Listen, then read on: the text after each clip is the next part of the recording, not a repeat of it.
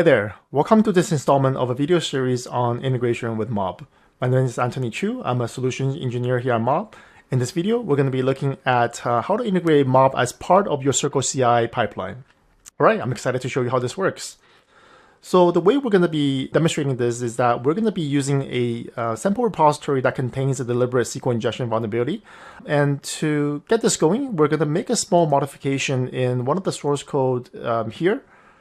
And the reason is because we want to initiate a pull request because this is actually the way how we have defined the pipeline. So as we have the pull request going, we should be able to see the pipeline running. So as part of any pull request, CircleCI will initiate a pipeline job, which kicks up a series of steps which we'll be taking a closer look at here. So you can see the pipeline is now running from CircleCI. And we are given a details link to allow us to see more details on what's happening. So the details link takes us to this page here, which is the CircleCI applications page. And we can see that, with this pipeline, it is now in the running state. While this is running, I want to open up the configuration file just to show, to get more detail on what exactly is happening here. Okay, so we have a couple prepare environment steps at the beginning, but what I want to draw our attention to is the static analysis scan here. In this case, you can see that we're using Snyk as our SAS tool to conduct the scan, and a report.json file is being produced. This is important because as part of the next step in the Mobb autofixer step here, we are consuming the report file. And this is what allows us to generate a Mobb URL, which is the URL that takes you to the Mobb projects page, which is what allows you to review the proposed fix that we're going to be applying against the scan result. Okay, so and then one other thing I want to point out is that the Mobb autofixer step only triggers on fail conditions within the pipeline.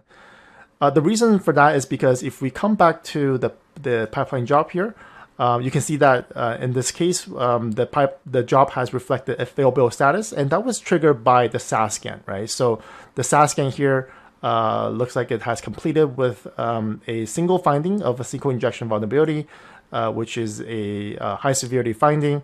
And that is what triggered the fail build status within this particular step. And this is what allows us to run the next step, right? Which is the Mobb autofixer step. We only want this Mobb step to run in the event that there are issues found, which is why we're leveraging the fail build status to trigger the Mobb step. Okay. Other things to note here is that we want to make sure we have your proper project settings configured. So for instance, in the events view of your project setting, the way I've defined this is that we only want this to run on pull requests. So not necessarily on every commits or just creation of a new branch, but only on pull requests. So this is what I have defined here. Other things include environment variables, which contains some API keys for Snyk, Mobb, as well as GitHub. It has been incorporated here. I will be including a more detailed walkthrough on how to obtain some of these information that's necessary to conduct this particular demo. In this case, let's go back to our pipeline here.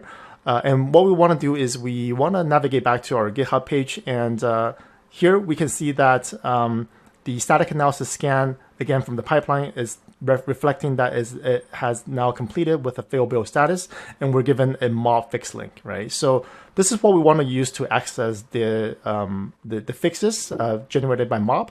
So let's go ahead and click that, and that will take us to the projects page within Mobb. So you can see here we are looking at the available fixes that are presented here. So that includes the single SQL injection issue from the main.java file. And it's assigned to myself as the user because I'm the last person who touched the code that Mobb is fixing. And for that reason, my username is being shown at the assigned to section here. But the interesting part here is the link to fix, right? So we want to access that. And that takes us to a more detailed view on the fix that is being recommended here. So on the right-hand side, again, for those who have not seen this before, this is where we show you what we're proposing as the fix. So you can see more exactly what are we recommending here, what are we adding, what we're removing. And also we have an opportunity to influence the fix as well, right, from the left-hand side. Any of the changes that you are making here will reflect on the right-hand side as well. Okay, so let's go ahead and click on the commit changes. And we will tell Mobb that we want to commit back to the same branch that we were working on before, right? So this is the name of the branch that will be merged into from the new pull request. And this is the name of the new branch that will be created for the pull request, okay? So let's go ahead and click on the commit changes here. And what this should do is that it should take us back to GitHub with a new pull request being created. So you can see the two branches that we mentioned earlier that we're now going to be applying the fixes that we have suggested from the mob fix branch to the branch that we're working on, which is this one. And if we scroll down, we can see that the same checks are going to be happening again. So the same CircleCI pipeline is now going to run, which is going to, if you recall, start with a static analysis scan. This is intentional because we want the same scan to run again to verify if the fixes that we are applying are indeed good to go, right? So you can see here that it did confirm that it's good to go.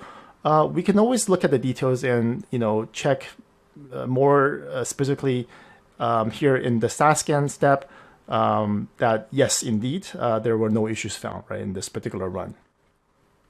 So that's good. That means that we can go ahead and complete the merge of the pull request, and we will now confirm the merge.